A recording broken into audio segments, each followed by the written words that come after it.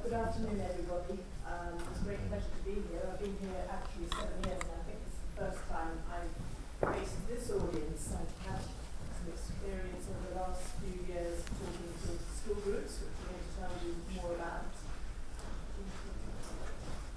Apologies. I think the mics will help the filming, and the sound will be audible.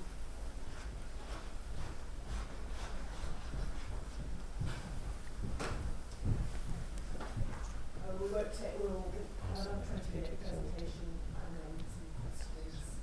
So I'm Rebecca. I've been here for 7 years, and I started on a 6-month maternity cover. So they like me and I like this place, and I have to say my role has changed enormously in the time I've been working here.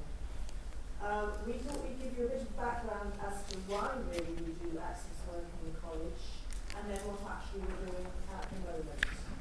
So here's some statistics of the background to why access work is so important.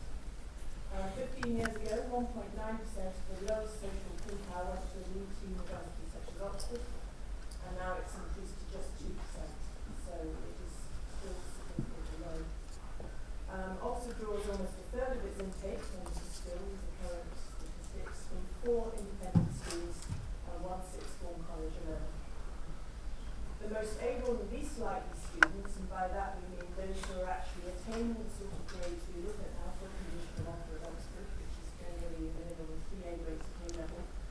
Often these students will apply to the most competitive subjects, and therefore they're actually disadvantaging themselves by the sort of subjects they choose to apply for. And 41% apply to oversubscribed subjects such as medicine and law. 14% of our A-grade state students that we would like to be recruiting more of are choosing subjects that we do not do at Oxford. So what are our aims as part of the Access programme we're doing at Pembroke? Basically, we want to encourage and inform credible applications among disadvantaged and non-traditional groups to research-intensive universities throughout the UK and beyond. So it's important to stress we're not just recruiting Pembroke, unless we feel it's the most suitable place for them to come to, or even Oxford. We really want to target this group to think very widely and strategically about good quality universities that we can keep applying to. And we work with teachers. This is enormously important that we do more work with teachers in our hub schools and colleges to augment student attainment through sustained, academically intensive and subject-driven enrichment courses.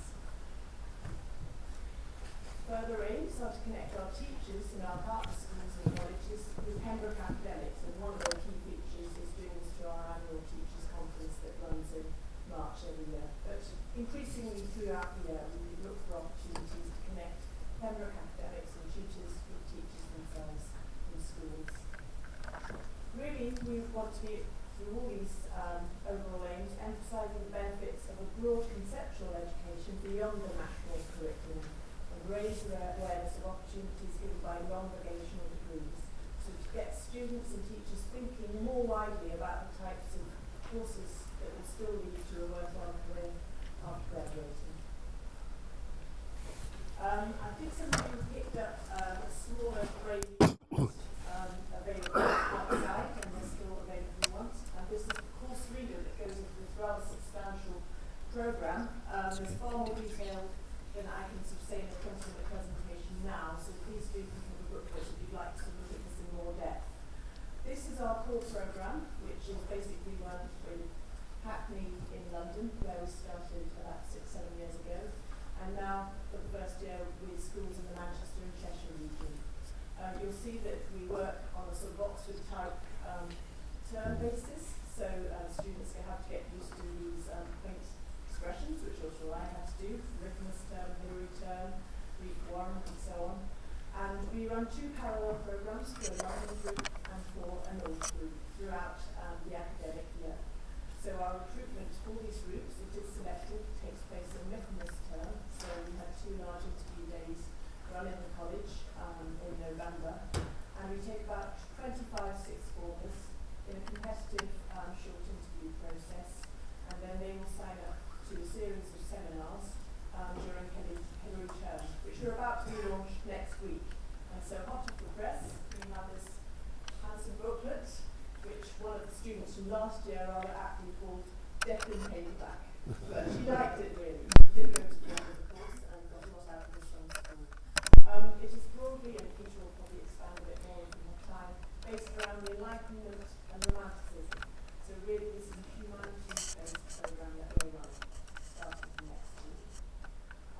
At the end of this term, we have a short study skills school in London, based in London, where our undergraduates really play a key role. They will go and teach some of the things they've been learning to these sixth formers in seminar-type study skills school, going on 2 to 3 days in London, based at Pembroke College in Hackney. In the Trinity term, at the end of Trinity term, we get into August, and then we will welcome these students for a week's residential summer school in Pembroke itself, culminating in the end of this programme. But that's not all we do. We also recently started subject centres, which offer something a little different from the humanities booklet I've just shown you. This is open to all, so it's not a selective process, and this is wonderful because it encourages parents to engage and teachers and a wider community than just the sixth formers we've been working with. The aim is to deliver academic activities in subjects perceived to be non-vocational, so it will include a seminar programme, lectures, and also culminating in smaller summer schools. This way we can reach a much greater number of students in each area, such as teachers and the wider community, and hopefully contribute to a change in mindset and perception of a wider constituency in the local area. So here's one example that was recently launched last year. At our Hub College in South Cheshire College in Crewe, we have launched the Northwest Science Centre, and this is also in collaboration with Corpus Christi College in Oxford.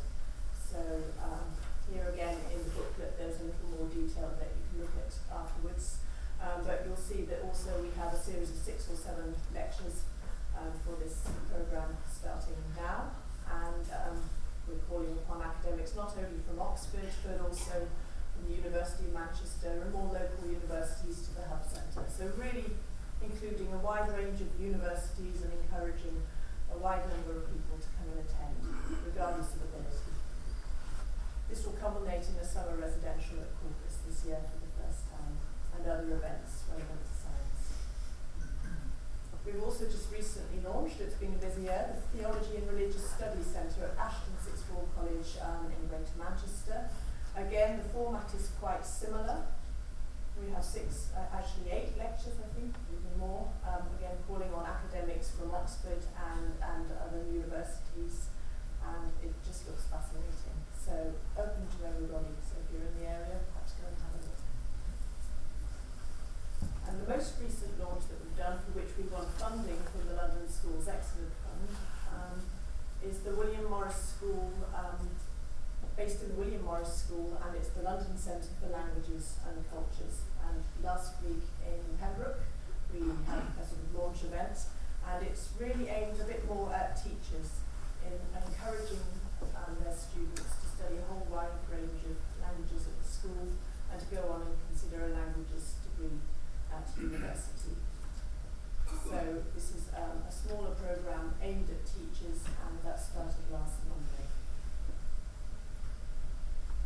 This is our most established subject centre, which was started out of the Hub School we work with in Hackney, B6 College, and it's a classics centre, the East End Classics Centre. It's been going, I think, a year now, and we're into the 2nd year, and again the format is quite similar, a series of seminars after school in the local area, which anyone is welcome to attend, and culminating with a summer school, which I believe is based at London College this year.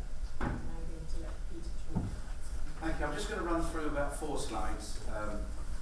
So they're quite important slides, I think, and give some indication, I hope, of how we're developing over the next year. This is, if you like, the offer, the access offer that the university provides. The flagship is the unique programme, and I think another one that we like, which is very high up on the access agenda across the university, is the Pathways programme. Both of them are academically driven to some extent. Neither of them have quite the intensity that we have over an academic year, or quite the the kind of geographical reach that the subject centres have, but nonetheless they're very much part of and remain part of what the university does. I think what we're doing now has become very much noticed by the university. It's certainly noticed by the Office for Fair Access. I think we're also going to be, I hope, in a hefty national strategy. We seem to hit all of the kind of access buttons that are required to try and do something about what is an enormous issue across our country. And I think if I was to predict anything over the next year, what we're really hoping for is that the Pembroke London, Pembroke North becomes, if you like, part of a wider university programme, perhaps in collaboration, more formal collaboration, with other colleges across the collegiate university. There is a fundamental difference, you'll see, and that is the prior qualifications that are required to go onto those programmes. It's difficult to quite get the information that you need required, but I think if I was to guess, I think they're looking for 6 or 7 A stars at GCSE to get on their summer programmes. The Pathways group are very much more explicit. They certainly want 5 GCSEs A stars, and indeed ask for more if you happen to want to do medicine. We, on the other hand, don't ask for any prior qualifications, though I should stress, and I want to make this absolutely clear, what we're looking for is a kind of a spectrum of young people. That is, those are coming through almost on a kind of second chance basis that don't have those prior qualifications, right through to those, if you like, would be on the kind of first quarter of unique, as it were. So we're very much operating on that kind of spectrum. To give you some sense, if I had to sort of highlight the problem, going right down into the lowest sort of social quintile, that we really have problems with recruiting across the university, indeed across competitive universities more generally. I would say it's this graph by FT Chris Cook and his emphasis on the problems of attainment amongst some of those poorest people in our country, in the sense that there is a relationship between the less disadvantaged and poor GCSE results. If we move to the next slide, the problem with that is, and we've had a government announcement this week that I think is all to the good, that some of the poorer schools are getting better, but the problem is if you strip out those weakest 500 schools, in other words, if you begin to get schools generally better, the hope and the idea now of successive governments was that those poorer students would get better with the schools. Well, actually, they don't. They remain still underachieving. So that's a problem both for access to this university and others, and also indeed for our other access programs as well. One success story that we have had, and this is Melbourne is now in the first year of Pembroke doing history, and indeed Asta, who is now in the first year of doing history and politics over at Brasenose, is that there at B6, one of our 5 hub colleges in Hackney, they certainly wouldn't have got onto an Oxford access programme like Unique or Pathways. They simply wouldn't have prior qualifications. In fact, Melbourne had kind of a mixed bag, but Asta turned up with no GCSEs whatsoever. The fundamental truth of it all is that B6 in Hackney, one of those hub schools that we deal with, actually only 6 out of 1,600 students would have had a chance to get on to the Unique programme or to the Pathways programme. Now, there are other related issues, I'm not going to go into them at the moment, but what we are managing to do, and I think the university is recognising this now, is going down and touching students and encouraging students who perhaps may not have even considered university as an option, but end up, and I was in a seminar with members yesterday, doing very well in an intensive environment such as ours. I think that's it.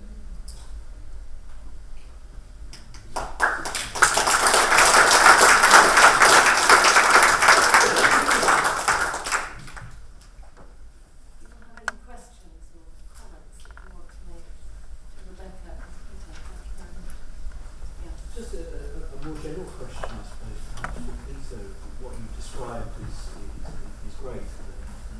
positive, but looking more widely at what else is going on around the country with other leading universities, are there many other initiatives? You know, what is the scale of the progress that you feel can be made nationally? Try not to be controversial. Too controversial. I think there is an issue now with what the Sutton Trust call the missing 3,000. That is those students that get the prior qualifications to make the application to a competitive university, but then for whatever reason not making that kind of application. And just to lighten on one of these problems, is one of region.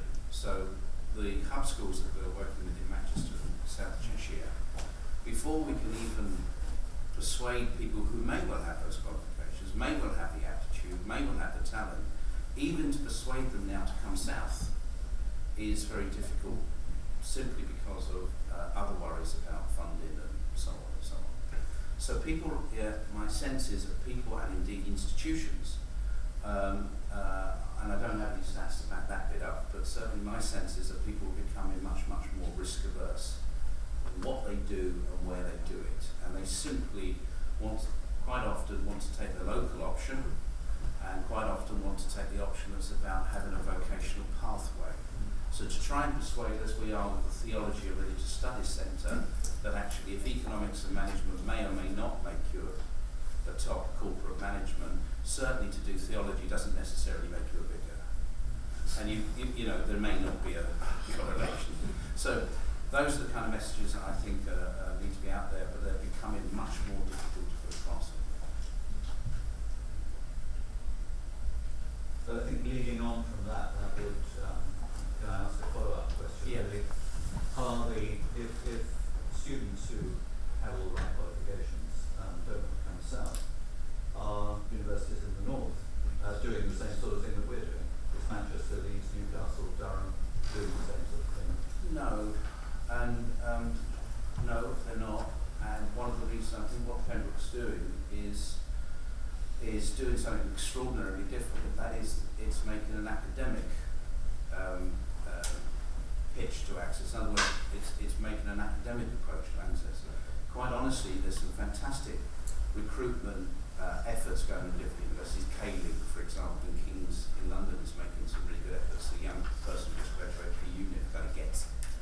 But I think we still have that problem of linking an academic approach to university efforts for recruitment. And at the moment, we're getting, I think, quite often variations of information and guidance sessions. You're talking to people as if they've already made their mind, or if they, you know, we do, don't we, Rebecca, even occasionally do these kind of talks where you just say, well, okay, here's the information and guidance. We have a lovely quad. It's a beautiful bridge going. I mean, it's just too remote for some people now in our inner cities to even, or indeed some of our poorer rural areas who consider this as an option. So I think we need an academic approach, and I don't think it's being done widely enough.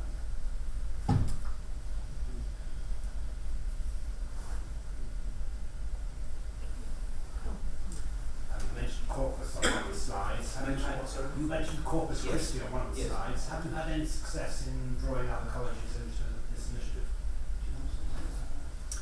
So it's working very well with Corpus on the science centre. Wadham has been engaged for a long time in the Hackney project, and is effectively taking over on the classics because we don't do the classics in Pembroke. We have Balliol, who have absorbed all of the information, is likely to run something similar, but they've got a slightly different geographic basis at the moment. And we have had briefings now with Hertford, Jesus, St Anne's I think is on the list, but we haven't done yet. Balliol I mentioned. So I think there is beginning to be traction across the university. What I would say across the university is there's a lot of good intentions. And I think Peter's highlighted the unique, which is run centrally, pathways, which is again across all colleges. But as Peter said, nobody else is doing something that is as joined up and as coherent, that is looking at the whole of the issue. reaching deep into these areas. I think people still in Oxford are very much waiting for people to come to them. Whereas I think this goes out into the most disadvantaged areas and takes Oxford into those regions. So I think we've got a very good model, because it's not a very cheap to run model, and that's going to be part again of persuading other colleges that this is really the right way of investing. I think last year I did say that if all colleges did as much as Pembroke did in Oxford and Cambridge, it would solve the problem. So I think there is light at the end of the tunnel. We get a lot of muscle from having 30 colleges. Could I ask a follow-up?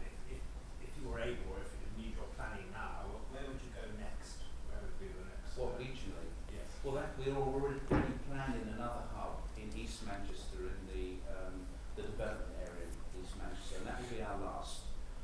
We think there's a kind of end of capacity here. We're looking at 5 hub schools and colleges, 5 coordinators placed in those schools and colleges, and 5 subject centres that can do the kinds of things that we've been talking about there. And I think that's all a college can really reasonably do.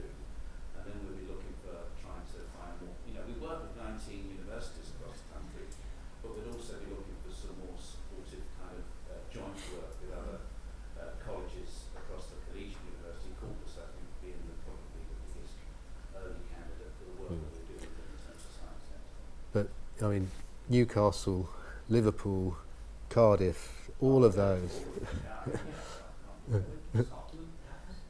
Well, It might be another country. that becomes international.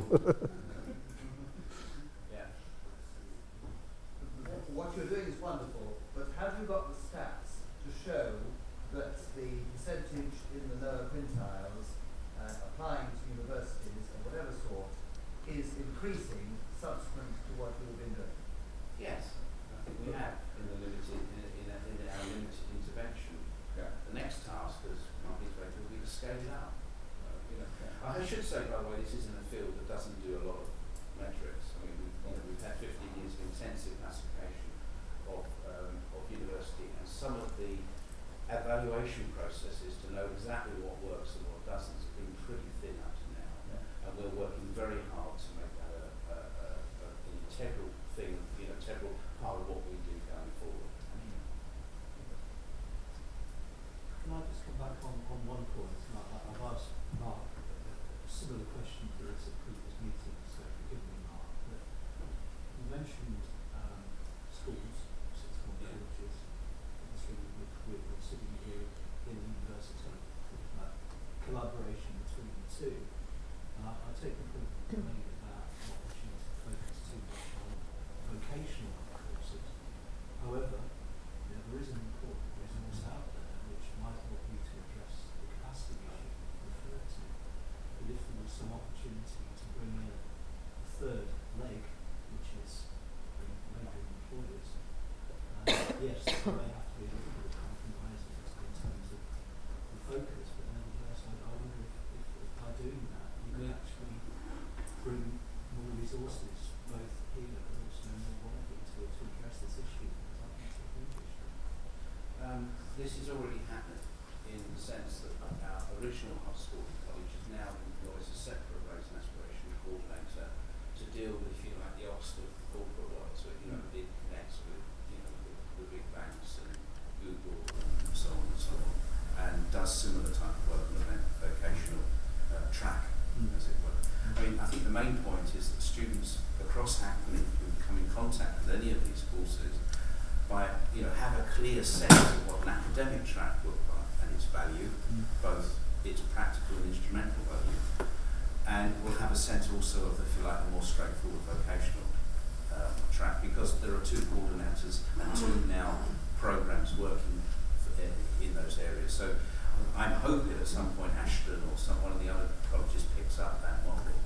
But again, we have funding problems in the schools at the moment, quite serious ones coming up, and I'm not sure where that's going to go. I mean, it's going to be tight, and I don't know whether it's going to be doable.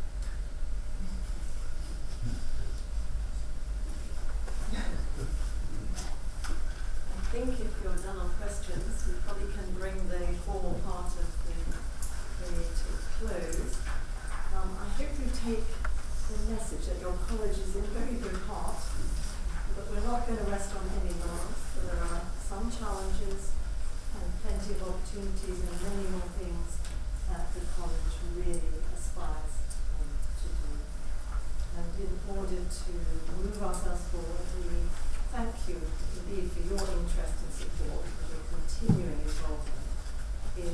all of our achievements. And well, we look forward to welcoming you here next year and seeing you at many events that will happen around the country and further. Now, I think you've got time now to just stretch your legs, and I'm told that lunch will be at 1 in the hall. So thank you all very much for coming, and I'm sure we will enjoy lunch